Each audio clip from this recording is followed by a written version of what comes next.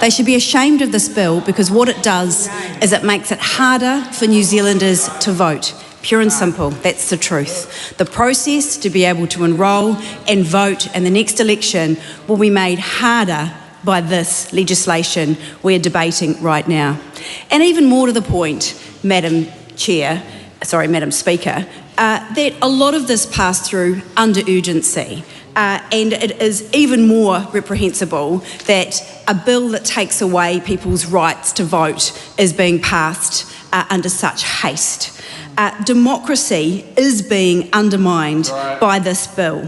And at a time in the world where we want more people's voices, we want more engagement, we want more of the world to be having a part in democracy, this government takes it upon themselves to make voting even harder for a whole lot of New Zealanders.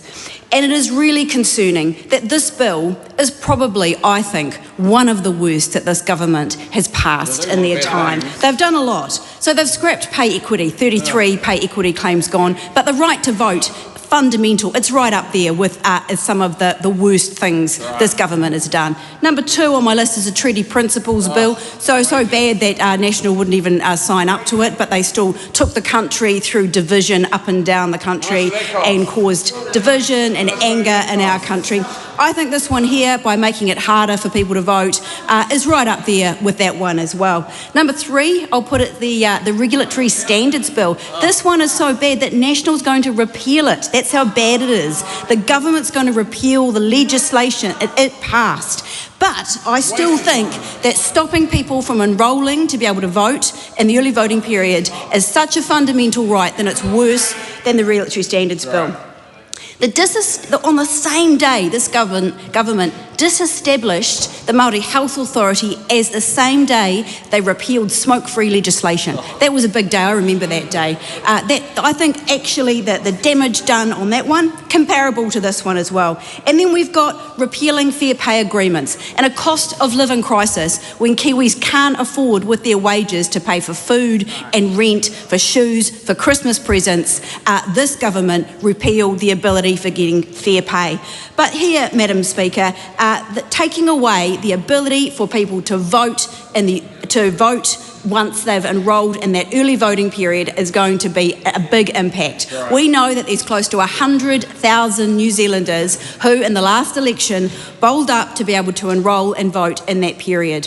And the point that has been made, Madam Speaker, which I think is incredibly important, the whole premise of that first speech we heard was somehow timeliness was more important than democracy, that somehow that we've all been held up by the fact that people want to vote and we have to address this alarming problem that so many people want to vote. And this is the answer to that.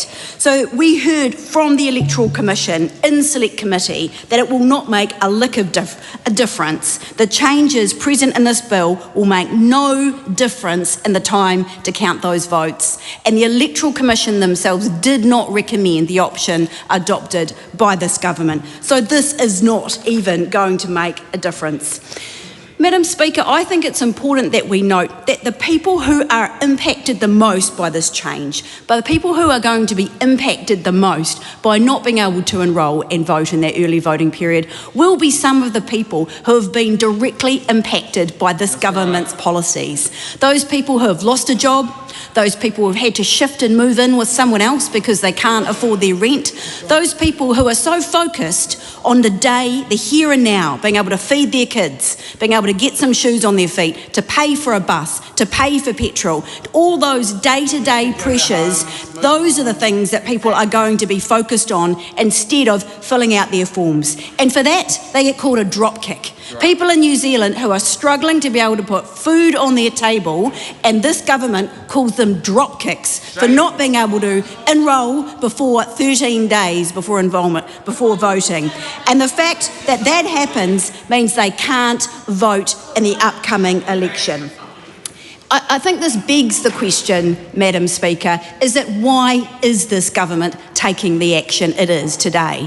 Why is it, if we've heard from the Electoral Commission that this will make no real difference in speeding up the vote count, what is the purpose of this legislation today? And my concern, Madam Speaker, is that because it tilts the playing field